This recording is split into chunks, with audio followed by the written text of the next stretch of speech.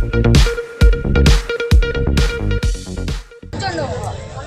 বোনদের রেপ করার জন্য এটা জুতো মারা দেওয়া হবে। 1 বছর ধরে আমি গুছিয়ে রেখেছি, একটা জুতো আমি নষ্ট হতে দেইনি ওর উপহার দেবো বলে, কারণ আমাদের মহিলাদের এবং মা বোনেদের মোটামুটি ও রেপ করতে চেয়েছিল, তার জন্য এই উপহারটা দেবো। ওর এত শখ, আজকে অনেক মা বোন আছে, আসুকো ক্ষমতা থাকে, যদি মায়ের দুধ থাকে খেয়ে থাকে, বাপের বেটা হয়ে থাকে, সামনে আসুক। দুর্নীতি ও সরকারি প্রকল্পের সুবিধা পাইয়ে দেওয়ার নামে সাধারণ মানুষের কাছ থেকে কাটমানি নেওয়ার অভিযোগে গ্রেপ্তার উত্তর 24 পরগনা জেলার গাইঘাটা পঞ্চায়েত সমিতির পূর্ব কর্মাধ্যক্ষ তথা তৃণমূলের প্রাক্তন যুব সভাপতি নিরুপম রায়।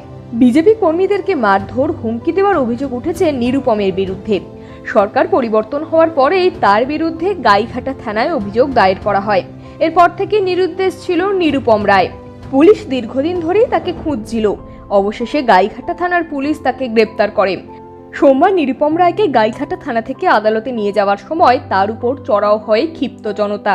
রীতিমতো পুলিশের গাড়ির ভিতরে ঢুকে জুতো দিয়ে মারধর করা হয় তৃণমূলের এই দাপুটে নেতাকে।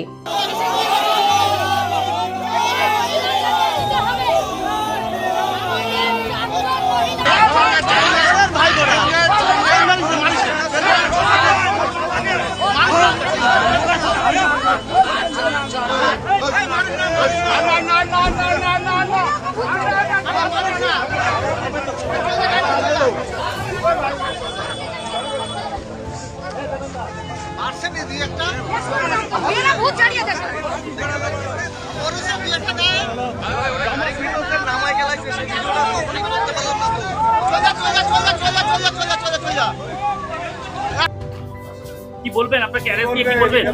জানি না কিভাবে কেন অ্যারেস্ট করেছে আমাকে, আর যেটুকু বলতে পারি আমি কোনো এখনো পর্যন্ত কোনোদিন কোনো রকম দুর্নীতির সঙ্গে যুক্ত নই এবং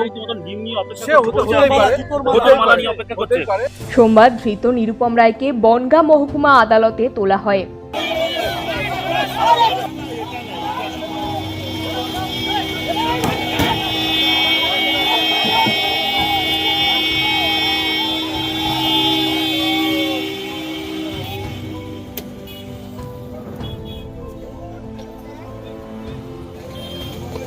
সাধারণ মানুষের অভিযোগ, ক্ষমতায় থাকাকালীন ভয় দেখিয়ে সাধারণ মানুষের জমি দখল করেছে অভিযুক্ত এই তৃণমূল নেতা।